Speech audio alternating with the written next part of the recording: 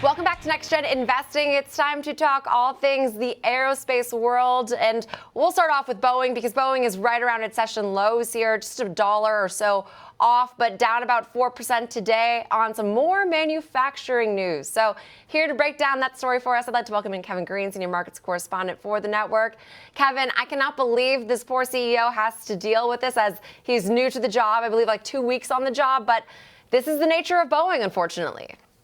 Come on, Jenny. I think the probability of having an issue from Boeing these days, it seems like it's still pretty high, unfortunately. So we are seeing, some reports here that the 777X is being grounded at this point in time. Now, this is a test fleet. They only had 4 planes, but this is after a scheduled maintenance showed that they did have cracks within the jet structure. So they had to obviously ground this. Now, they do have some deliveries that are scheduled for 2025, around 540 orders that are going to start being delivered in 2025. Now the market's really trying to assess if that's going to be possible or we're going to see a pushback of that timeline for deliveries. Now this is after having the MAX 9 situation where the emergency door plug actually blew out and among other issues for this company. So it is an unfortunate situation. We are seeing the shares sell off here today.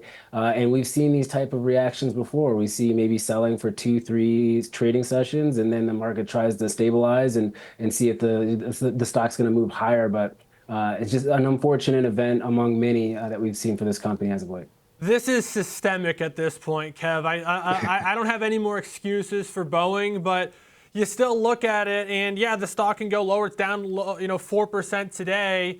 We saw it, I think, at like $90 around the pandemic. So certainly we know that it can go to lower prices. But I say it every time. This money's got nowhere else to go. It's Airbus and Boeing. And so, yeah, there's SpaceX when it comes to some of the, the space exploration contracts and things down those paths. But, if this was an industry that had more players, I don't know that we're looking at Boeing at 172. It might be a substantially lower, but we're not in that alternate reality. We're in the one that we are. Talk to me about some of these airlines, though, that probably have to deal with some of this fallout, the Southwests of the world. And I guess I'm not as familiar with, Hawaiian Airlines or Alaska Airlines in terms of their fleets, but I know they got some news. Yeah, so I would say for Southwest, I'm not sure if it's going to have a major impact for them because they generally have a max fleet.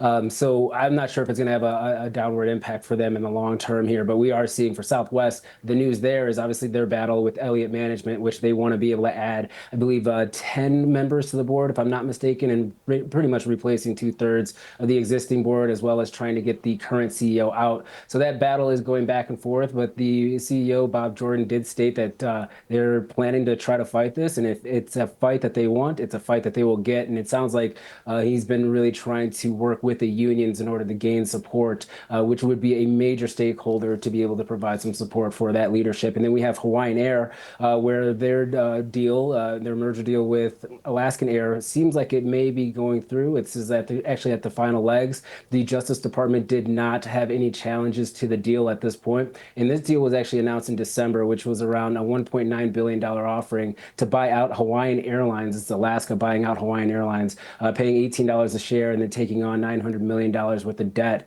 And you can actually see it in Hawaiian Air's stock price right now. There's not much of an arbitrage left to go. There's only around 30 cents being priced in, which is reflecting a very low probability that this deal does not go through. You can also see that reflected in the options contracts moving forward. Pretty much no bids on the $18 level and pretty much sitting at the maxed out and when it comes to intrinsic value for the $17 call. So a lot going on in the airline space. Unfortunately, we are seeing a little bit of a pullback pretty much across the board here today.